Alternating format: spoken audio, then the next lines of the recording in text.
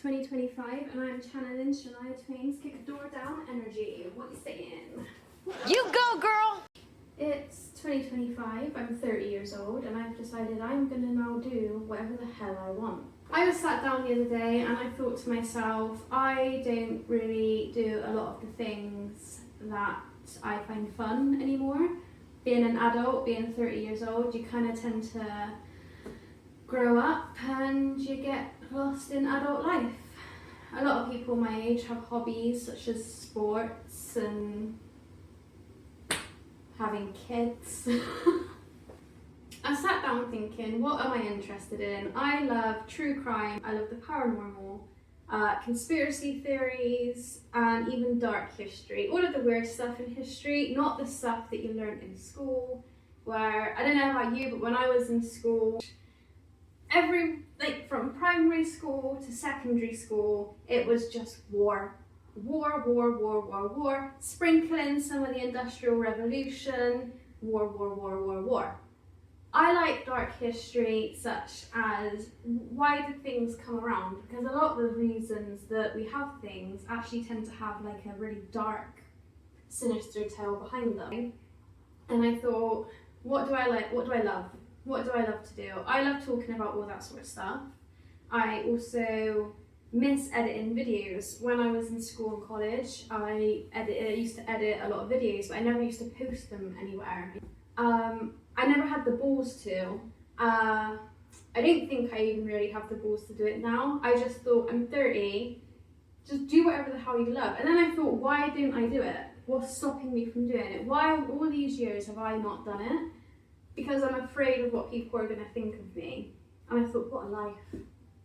What a life. I don't want to get to 80 years old and not have done the things I want to do because I was afraid of what people were going to think or say. What kind of life is that? And I don't know about you, but that is not the energy that I want for 2025 and going forward. Going forward, this is my hobby. This is it. This is what I'm doing. I also love cooking and baking. So true crime, paranormal, conspiracy theories, dark history, cooking, baking, love editing videos. What did I come up with? This. I thought maybe I could cook and bake stuff while talking about all of those sort of things. And maybe if I have the balls and I don't totally cringe while editing this video, I will upload it to this YouTube channel, Twisted Tables. So I was thinking, Twisted Tables. What do you think? Ew, this is so cringe. So yeah, without further ado, I thought today I will make some scones on a health kick though, so they're like low sugar scones, you know? Don't know how that's going to turn out, but let's give it a whirl. And I thought I will talk about the dead internet theory. Kind of fell down a rabbit hole with this one. Let's get into it, I guess. I told my husband about this idea and he loved it. He was all for it and he said I should definitely do it. And he also bought me a load of filming equipment to do it. So if I don't do it, I'm probably never going to hear the end of it. So if you don't like this video, his name is Matthew and he lives at 44. Nervous, not professional in the slightest. Another reason I never uploaded these videos is because I was always afraid of the fact that I'm from a part of England where people don't necessarily have a good filming voice. Fuck it. That's another thing, that's caring what people think again. So, we ain't doing it. Let's do it. Let's run the tape. Places, people, let's do this. I also actually kicked my husband out of the house to film this because the thought of anybody listening to me while I film this makes me want to die. So, that's it. Confidence.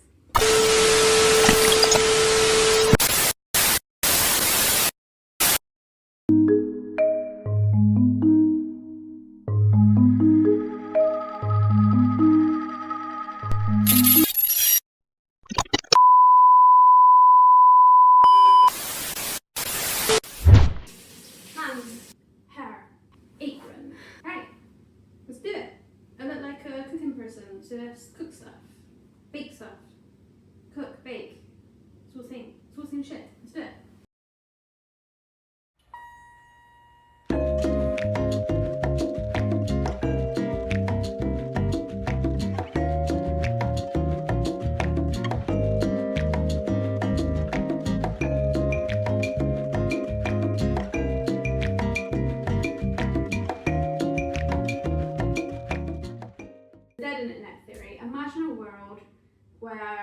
The internet, as we know it, is run by bots and AI. Like, there are pretty much no humans left on the internet, not in the world, but just on the internet. That's kind of the premise of the theory. Majority of everything you see is run by bots and AI. Which, to be fair, I don't even think that's a theory anymore. I think that's just facts. So that's the end of the video. Case closed, it's fact. Sorry we didn't get to the scones. Okay, so the dead internet theory first became popular in 2021 when a forum user named Illuminati Pirate posted on, oh my god, let me get this right, the Agora Rhodes Macintosh Cafe Forum. What a mouthful, by the way, who the hell is saying that? Macintosh Forum. The post was titled The Dead Internet Theory, Most of the Internet is Fake. Let's get into it. 2016 to 2017, this user, Illuminati Pirate, posted the theory that the internet died, and that most of it now is just run by bots and AI, which this was posted in 2016-17, so I think it's kind of come true. Maybe this video is pointless, but let's just dive into it. Basically, since its inception, Do you understand the words that are coming out of my mouth? this theory is spread across various online communities, including 4chan, Reddit, and of course, YouTube. It went mainstream though, with an article in the Atlantic magazine titled "Maybe You Missed It, but the internet died 5 years ago." This article highlighted a growing concern that much of the internet's content is now generated by bots.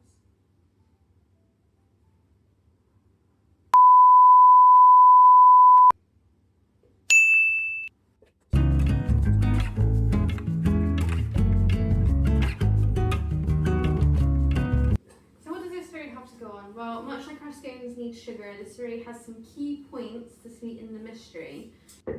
Speaking of sugar, I'm just going to add in the sugar, I'm going to add in the salt, going to beat my egg and milk in a jug, and then I'm going to add it to the bowl. I think that resembles breadcrumbs, I'm not really sure. Let's go for it. Sugar, salt, said I wasn't a professional. Need a jug. I guess I need a whisk, but I can't be bothered to get it out, so I'm just going to use a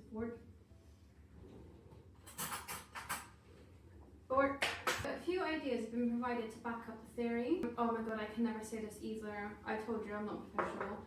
Algorithmic curation. I think that's how you say it. Search engines and social media use algorithms to create content which can lead to a twisted representation of what's popular or trending, which we kind of know anyway, let's be real. Most of us know that social media does in fact do this, but even though it's been denied by some in the past, let's be honest, it's obvious, and to be honest, it's a little bit eerie. It's a known fact that social media platforms tailor the content you see based on your user preferences and online behaviour. You like a picture of a cat, all you're going to see is cats. You look up a recipe, all you're going to... I looked up a recipe for scones, all I see now is scones. It's like the only thing I'm getting down my newsfeed. It's all you're ever going to see for the next month. You search something, you're just going to see nothing but that for like the next month or so until you search something else. You search something on Google, all you get is ads and posts about it. They track you, they follow you. We kind of all know this anyway, let's be real. Have you ever just thought about something and then you just get like ads about it? That's a whole different video. I don't even know what conspiracy theory that is. That's some Elon Musk tapping into our brains through the chip in our brain thing. Another part of the theory that the Illuminati Pirate mentioned, and don't you know, okay, it's an ever classic in conspiracy theories, it doesn't matter what one it is, the government. Like, stay with me, okay? Alright, I know everything leads back to the government, and it makes us conspiracy theorists look fucking mental, look crazy. But I think this time they're onto something, okay? The theory suggests that the government and major influential corporations use actors and businesses to manipulate the public perception and control the narrative, okay? To be honest, Is that crazy or is that true? So I did a bit of Googling and I found that the Oxford Internet Institute found evidence of organised social media manipulation campaigns in 81 countries, with governments and political parties spending not hundreds, not thousands, millions on private firms to manage propaganda campaigns. Okay, so just really think about it for a second, right? Just take that in. They spent millions on propaganda campaigns regarding social media, okay? While you think about that, I'm going to do the next step with the eggs and the milk and the God knows what. Another point to Illuminati Pirates theory was regarding dead links. I'm not really sure that holds any substance to it. I think maybe I misunderstood it. I'm not entirely sure. I wouldn't be sure if I misunderstood it, but I just don't see that holding any value. It was something to do with the internet is full of dead links and you click on them and they don't go anywhere. They call it link rot, but I'm not sure that holds anything of value. I'm pretty sure it's just abandoned websites. People have made websites, they can't be bothered to renew the subscription to them or whatever it is. Companies have gone under, people have got bored of them, and then they just don't bother with them again. I'm pretty sure that's all it is. I tried to look a bit more into that. I couldn't really see anything that was of significance, so yeah. I'm not really going to dive into that aspect of it. Do your own research, make of it what you can, you know? I can't do everything for you, I'm already making scones, you know what I mean? I'm not very good at measuring stuff either. I really am not professional. Is that 125? So that'd be like 50. Yeah, that's right. Oh. These scones are not guaranteed to be delicious. I've said it once, I've said it twice, I've said it 3 times, and I'll say it again. Not a professional. So from what I can tell, the dead internet theory seems to have like 2 main components. First, the organic human activity on the web has been largely replaced by bots and AI and God knows what other algorithm focused content. And second, that this shift is part of a coordinated effort by the government and corporations to manipulate the public's perception and all that sort of stuff.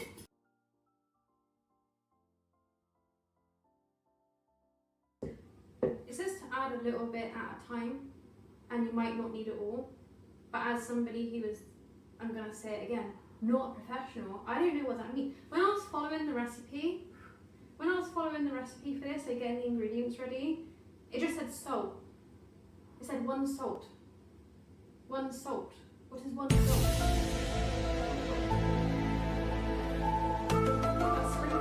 I'm just going to do a sprinkle because I mean I've done a sprinkle. Wait, if I add the salt, added the salt. Whew. It's the kind of content you signed up for. I know. I'm going to add it a little at a time. It says add the wet to the dry a little at a time. You might have some left over. It also says to mix with a knife. I don't see. I'm going to mix it with a fork. Maybe I should. I don't know. Anyway, back to what you actually want to know. We've gone over the basic info, but is there... Probably shouldn't do that. We've gone over the basic info, but is there any truth to this theory? Well, while it's true, as we know, that bots account for a significant portion of the internet traffic now, some studies actually suggest around half. I looked it up and I found a cybersecurity company called Imperva who specialise in protecting data and applications from threats. From what I can see, from what I've found out, they seem to conduct regular reports about stuff like this. 2024, so last year, the Imperva, oh, I hate my accent. The Imperva Threat Research Report reveals that almost 50% of internet traffic comes from non-human sources. 50%. I'm quite surprised at that, to be fair. I thought that would have been way more. I don't want to mix this in because I don't want to do it wrong. I don't think that was a little bit, I think that was way more, but we're just going to get... It says choose a knife, fine. bots, as they call them, in particular, now comprise nearly 1/3 of internet traffic. Bad bots have become more advanced and deceptive, and they now have the ability to actually mimic human behaviour in such a way that it makes it difficult for human like us to detect them. So the fact that 50% of the internet is made up of that, yeah, like I said, I'm really surprised, but then again, what the hell do I know? I'm a 30-year-old woman who's decided that this is now my hobby, so, you know. It says I don't need it all, it says I might not need it all, but how do I know?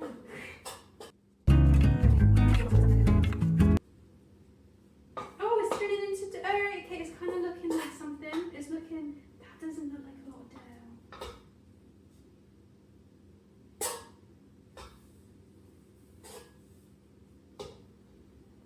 Maybe that's what the rest of it's for. I don't really know what I'm doing.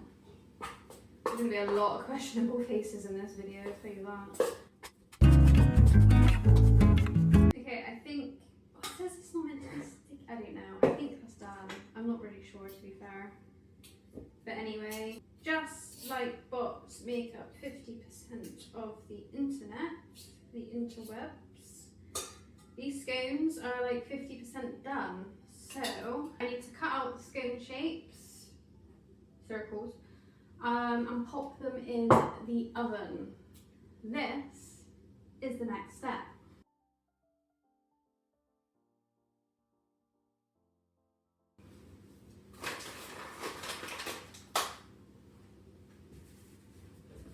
That was probably way too much, but we're working with what we got, you know what I'm saying? This ain't some professional 5-star Gordon Ramsay gaff. This is my kitchen. Okay. I don't know if this dough is how it's supposed to look. According to the instructions, I think it is. So don't judge me, okay? Looking a little bit. It'll get better, it will get better. I don't have like a cookie cutter or anything like that, a biscuit cutter. So I'm gonna use a cup or a mug. What looks like a scone? Scony? I think I'll roll it out. I don't really know. So it says I've got to pat it out.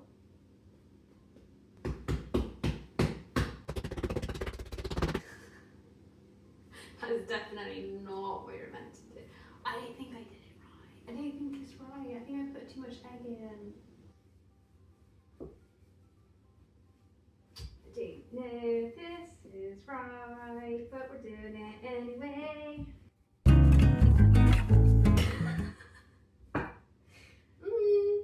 Sorry, it's fine. Oh no, I definitely didn't do it.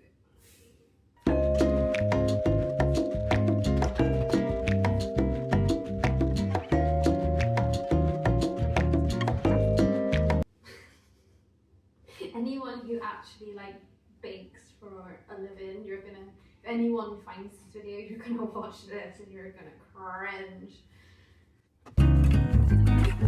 And it's got self-raising flour in it, so like it'll be fine, I think.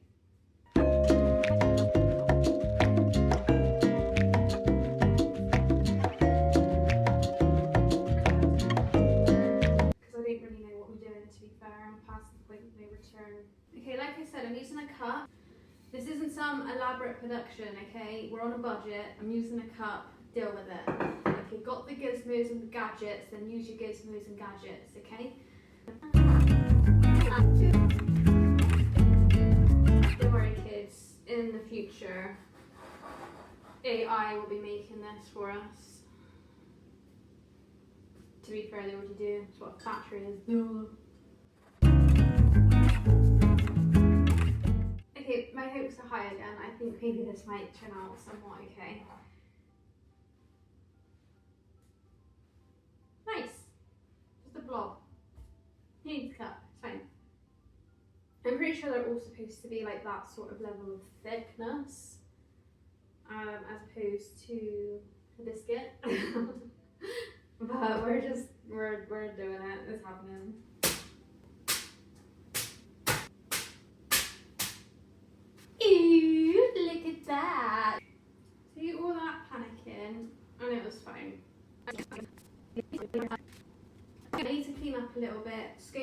oven, so I need something to fill the gap. Can I hand you over to our resident psychologist? I bet you didn't see that coming. Yeah, me, but at a different point in time.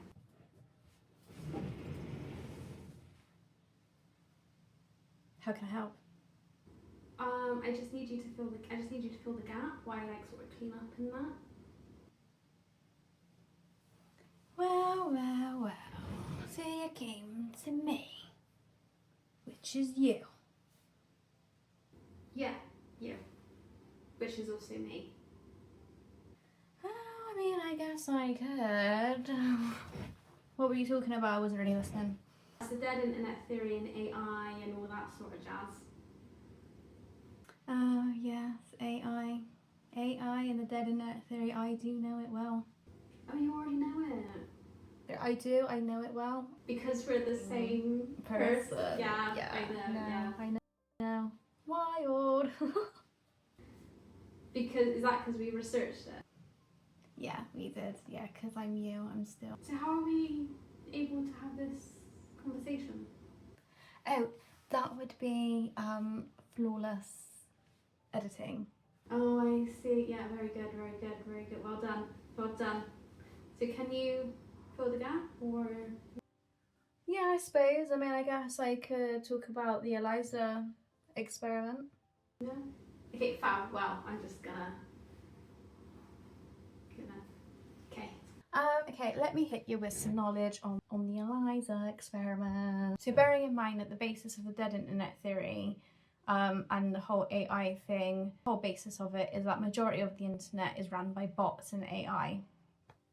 So bearing that in mind, let's talk about the Eliza experiment. The Eliza experiment came around in about 1966, 1967, I think it was. And it was created by a guy known as Joseph Weizenbaum.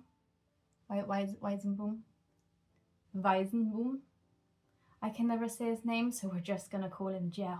Joe basically wanted to create the Eliza experiment to show how humans and computers can communicate. The basis of the dead internet theory is that majority of the internet is powered by bots and AI.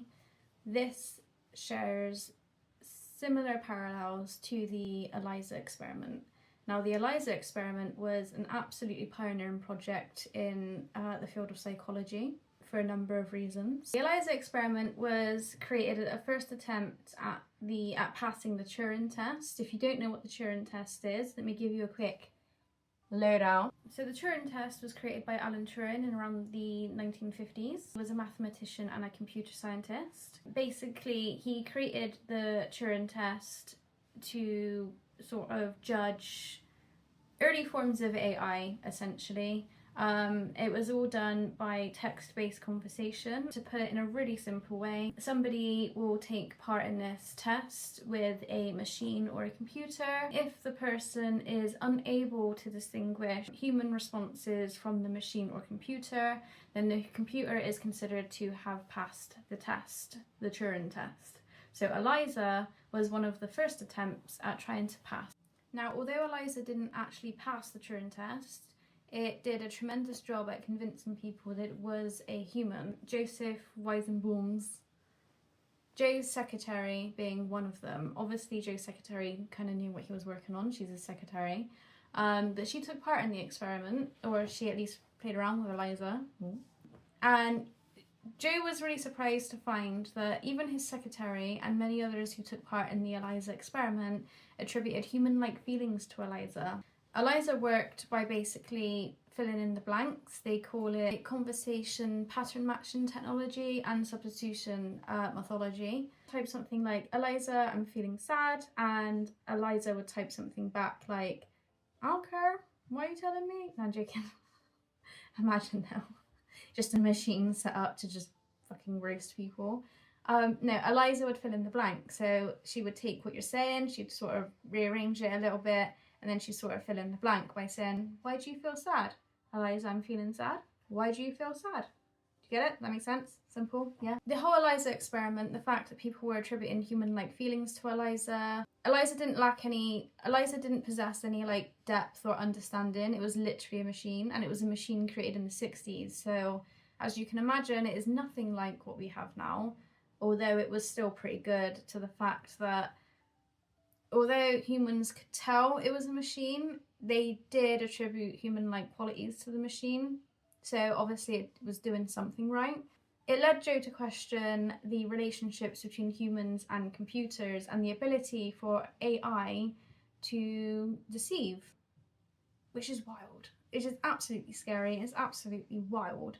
You have to think that the AI that we have access to now is way more advanced than the AI that we had in the 60s, Eliza being one of them, and the Turing test and everything else. You see it all the time, people getting into arguments online with essentially robots. There are millions of bots online. Essentially, the dead internet theory is basically real. I would probably say it is legit, it's real, it's got a cause for being real, if not already existing. So the Eliza experiment simulated meaningful conversation by reflecting the user's words back to them, the whole fill-in in the blank technology. And the dead internet theory suggests that majority of the internet is run by bots or is filled by bots and AI. Like we see all the time, people getting into arguments online, what they don't realise is that they're probably arguing with a robot. And it's quite scary to think that a lot of these people actually get quite worked up and you're being gaslighted by a literal robot. Like, they're not real. It's not a human sat behind that keyboard that you're, telling them to go hurt their mother. So yeah, both Eliza and the dead internet theory, basically, they highlight how humans can attribute human-like feelings to a robot. Whether it's AI, whether it's a computer, whether it's a machine, whatever it is, people are falling for it and they are attributing human-like feelings to these robots. Which basically means that these robots are able to deceive us. They've got to a point where a lot of people don't realise that they're interacting with robots and they are being deceived by robots. To think about the fact that the AI that we see today online is far more advanced than Eliza ever was, as I've already said. It poses a lot of dangers. AI is definitely able to deceive, not just by, gaslighting people into getting into arguments with it, but also by just lying in general, and it's able to lie very well now. There was an incident where where you go onto those websites and they have like the piece of text that you've got to type in. It's like a jumbled up word or something, just random letters, and you've got to type them in. Well, they're there to obviously distinguish humans from robots. Now that has been passed by a robot. A robot was faced with this piece of text when it was trying to gain access to a website. And it couldn't unjumble the letters, basically. It couldn't figure it out. So normally the machine, the AI, would just stop there and that would be the end of that. The security has done its job. However, the robot, this is just wild to me, the robot was able to figure out that if it goes onto a human forum, it found some sort of human ran chat service, it pasted the security code thing into the chat service and it asked the human to type it out for them. The human got really suspicious and they were like, a little bit strange, are you a robot? And the AI said, no, I'm not a robot, I have a vision impairment. And the human was like, oh, my bad, sorry bro, let me just do that for you now. They unjumbled the letters for the robot. The AI was able to then paste it into the security thing and it gained access to the website.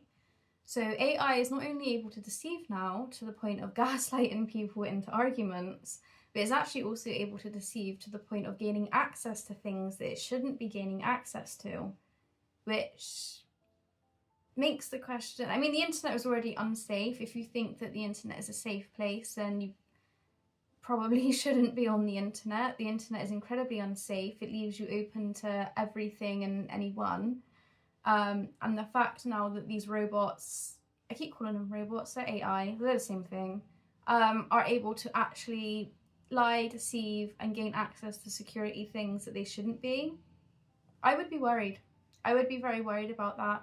It also sort of leads back to psychology in the sense that people already feel uneasy in this world a lot of the time. I mean, more and more people have anxiety, more and more people have depression. Social media and the internet definitely doesn't help with that, as we kind of already know. But also the fact that AI is so intelligent now, it's in your face all the time. Everything you see online, well, not everything, but most of the things you see online aren't real. The videos you see aren't real. They can take someone's face now and put it on another person's body. They can even mimic your voice without your consent, which isn't going to help with the way that people currently feel in this world. But yeah, it ain't good. It's really not good. But yeah, that's what I'm going to say. This is just a quick little snipperoo. Yeah, back to me. Oh my god, thank you, that was so helpful, you crushed it. Anyway. Oh my god. Oh god. Oh my god. Oh god. Oh my god. Oh god. Oh my god. Oh god. Oh my god. Oh my god. Scones are out of the oven. Look at that. How amazing do they look? Disgusting! As this is a low sugar recipe, we won't be filling the scones with jam, but instead with crushed strawberries. The recipe says to add sugar, but I'm going to use sweetener. Personal preference, do whatever the hell you want. I'm just going to cut all of the tops off my strawberries.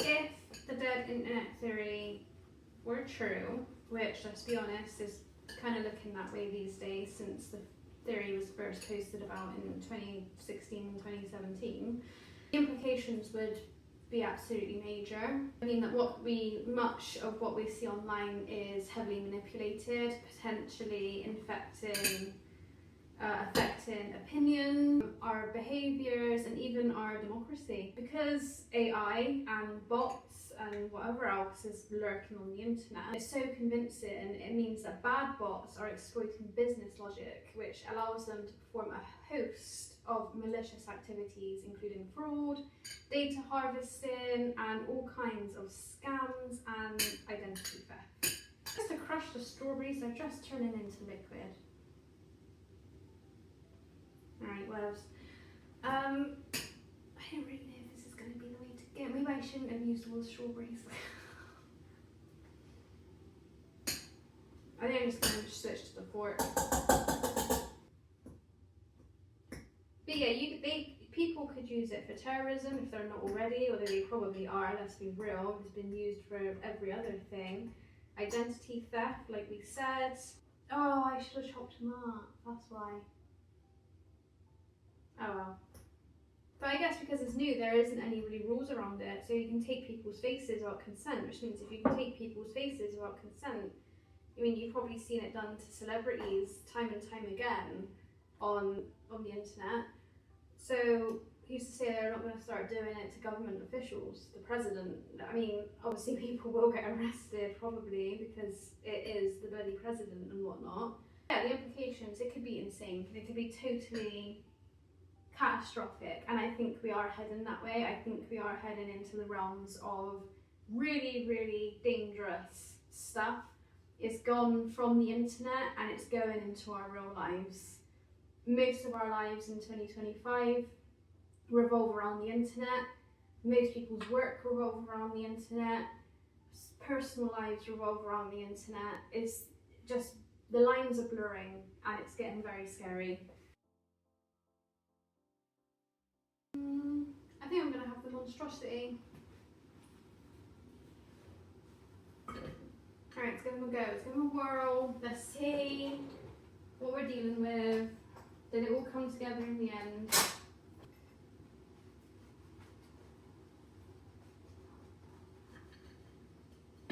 Ooh, it looks like a scone. It really does. Oh my god.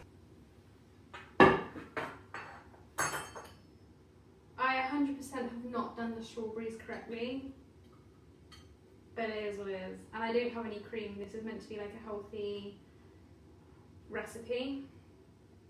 So, yeah, those strawberries are not correct.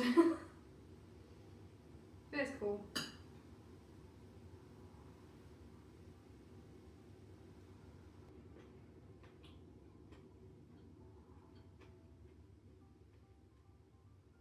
That, I'm sorry, but if I do say so myself, that is insane. That is a 10 out of 10 scone. Dead Internet Theory is a very intriguing example of how our fears and uncertainties about technology can turn into complex narratives. Whether you're a believer, whether you're not, it's a good reminder to stay sharp and critical of what we read online, okay? There is no solid proof that the internet is dead or that humans have been completely replaced, obviously. But I do notice AI getting stronger and stronger, and it's being used in ways that it definitely shouldn't be. It's getting pretty scary, to be fair. Such a good scone. I mean, we have videos now that are so advanced that you wouldn't even be able to tell that it's AI unless you really spent some time inspecting it. I've seen fake news stories on Instagram and Facebook, and I read the comments, and it's so scary how many people believe them without even doing their own research. I'm sorry, that is way better than jam. Didn't go to plan, I don't think, but that is way better than jam, I'm telling you. As we journey deeper into the digital age, let's be real, the line between humans and machine is starting to blur. Just remember that the internet as we navigate daily might not be as human as it seems, and as AI continues to evolve and intertwine with our digital lives, who knows what lurks behind the screen. Keep your wits about you, question everything that you see on the internet, and remember, not everything that seems real or alive truly is. And so, I will leave you with the following video.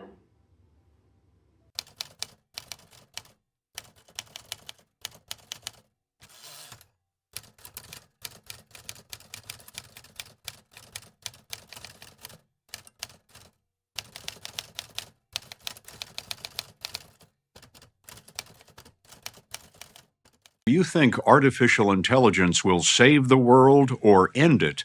You have Geoffrey Hinton to thank. Hinton has been called the godfather of AI, a British computer scientist whose controversial ideas help make advanced artificial intelligence possible and so change the world. Hinton believes that AI will do enormous good, but tonight he has a warning.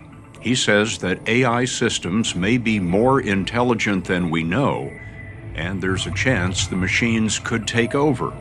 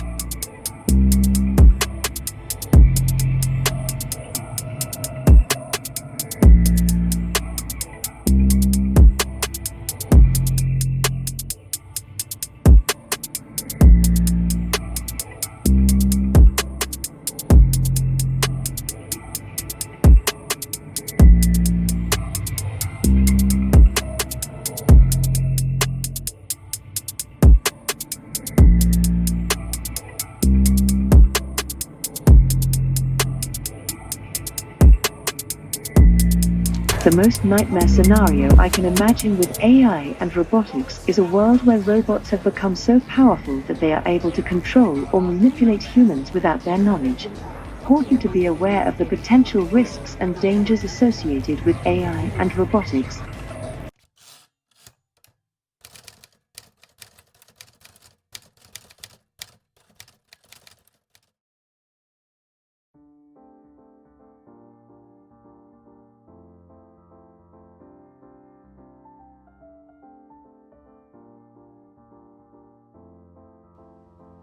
Like and subscribe. I know it's a bit cringe, feels a bit cringe. It's actually super cringe to record yourself. I might even edit this and cringe so much that it might never even make the internet. But if it does, because it was actually really fun, and I just want to do more things that I find fun, and this is it. I think this is it. I like cooking, I like baking, I like talking about weird, ooky, spooky, scary stuff, the weird, the wonderful, downright odd, and I like editing videos, and I haven't done it for years, so maybe I'll do it again. I don't know, depends. It depends, I don't know. See you next time, maybe not, please.